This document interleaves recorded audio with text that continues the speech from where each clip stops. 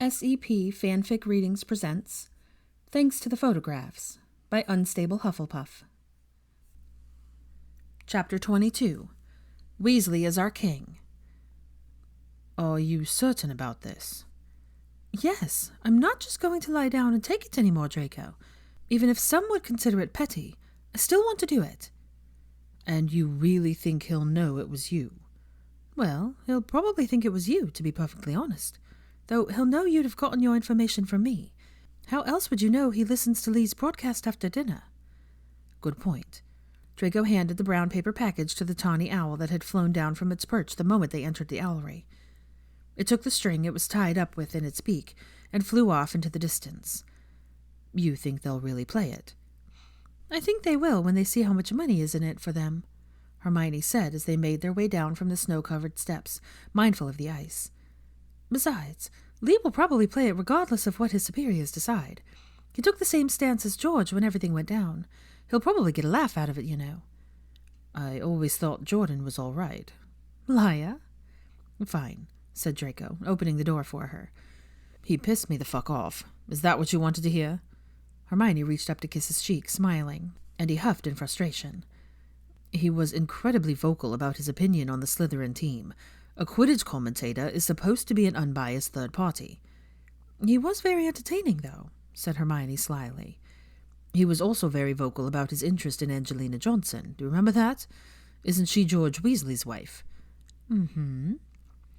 I always thought she was a fierce competitor. I may not have liked her. You know, she was on the Gryffindor team and all. But she certainly had my respect.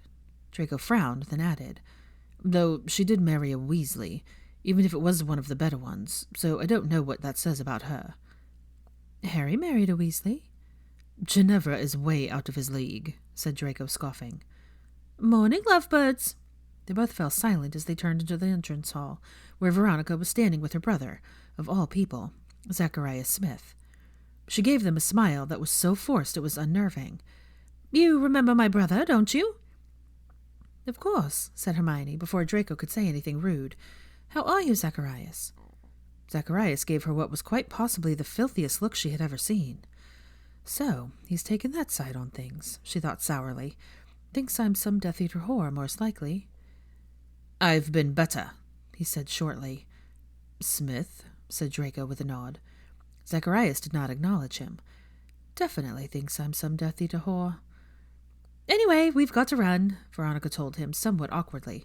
Lessons to teach, minds to expand, you know. You can ignore this all you want, Ronnie, he said, glaring at her, but it won't go away. And with that, he left. Well, said Draco in false cheeriness, at least Jordan was a better commentator than him. Hermione elbowed him. Sorry about that, said Veronica in a strained voice. She turned abruptly, heading into the great hall as they followed close behind. Why was he here, Veronica?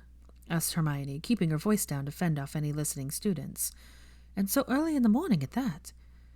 Oh, you know, just popping in and before heading to work, said Veronica evasively. Probably knew it was the only time he'd catch me, too. I never did give him that password to my quarters.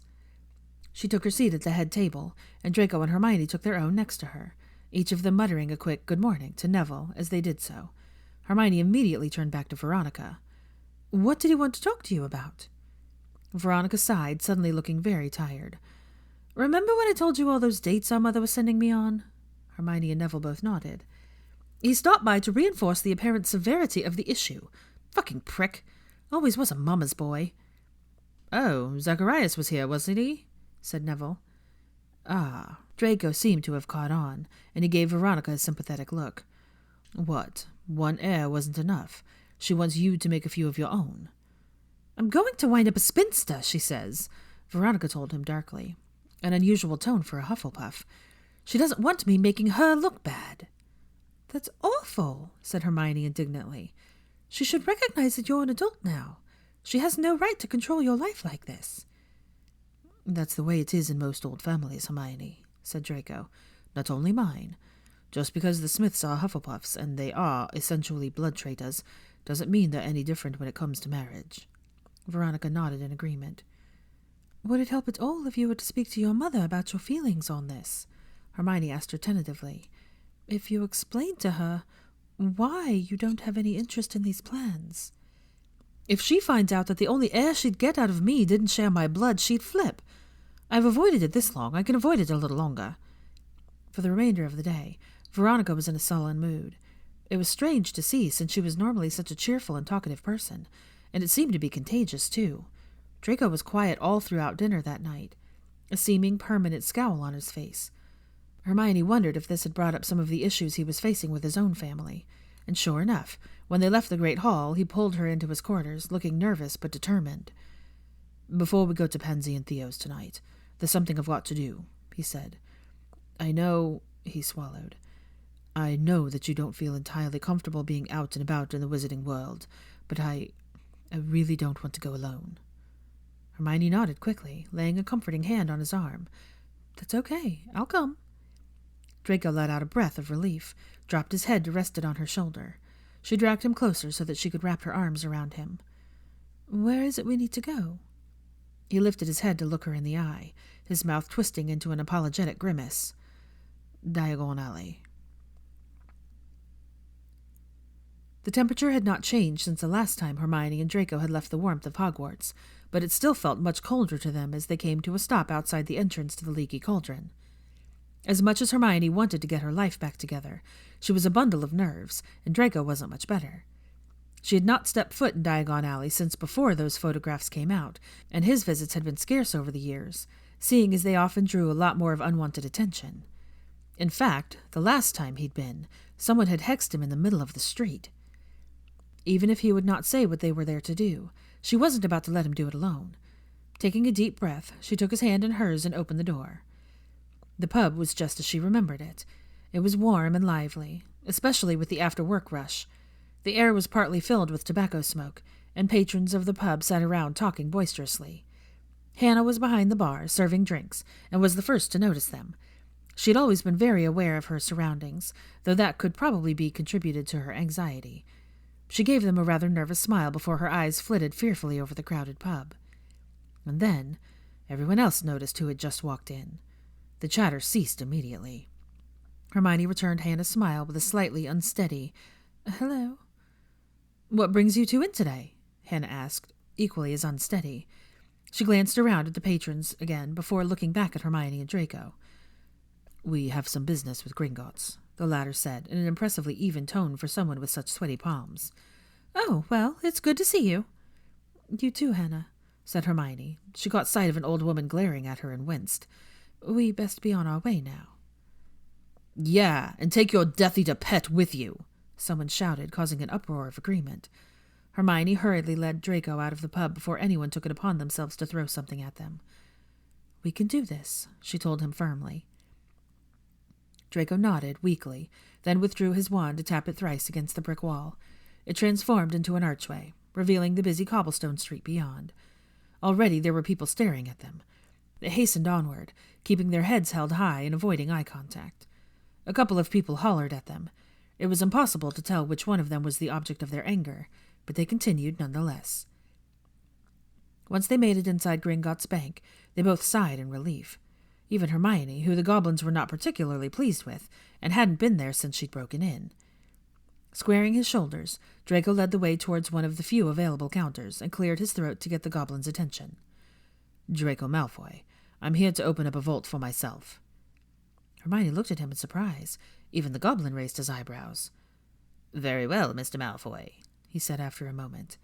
He gathered a few forms for Draco to sign and slid them over, along with a self-inking quill. "Just sign here and we'll have it set up for you. Do you have any money you would like to place in it today?" "As a matter of fact," said Draco slowly, hastily signing all of the necessary documents, as though he thought someone would appear out of nowhere to stop him. "Yes, I would like to move my inheritance from the Malfoy vault into this new one." Hermione gasped. "Do you have your key?" asked the goblin. Draco reached into his coat pocket and placed an ostensibly large gold key on the counter. The goblin inspected it for a minute, then nodded and gave Draco several new forms to sign. "Can you have this done today?" "It can be done." "I'd greatly appreciate it if this process was done as speedily as possible. It is of the utmost importance." "It can be done, Mr. Malfoy." The goblin gave him a threatening look. "Is there anything else you wish to remove from the Malfoy vault?" My grandmother Druella Black's ring, if you would. It was promised to me, so there shouldn't be an issue in moving it. Are you aware that your parents will have to be notified of these changes? Yes, said Draco tersely. I am. The goblin made a sound and took the signed forms back. He reviewed them with narrowed eyes, and upon seeing that all was as it ought to be, he handed them over a new, much smaller key. Your new vault number is 534. Will that be all, Mr. Malfoy? Yes, thank you. Draco slipped the key into his pocket, took Hermione's hand again, and walked out of the bank without a backwards look. Only once they were outside did Hermione speak. You really think they'll cut you off? I don't know, he said wearily. I'd like to be prepared, though, just in case. I'm sorry, Draco, said Hermione softly, coming to stop on the last of the front steps. He turned to face her.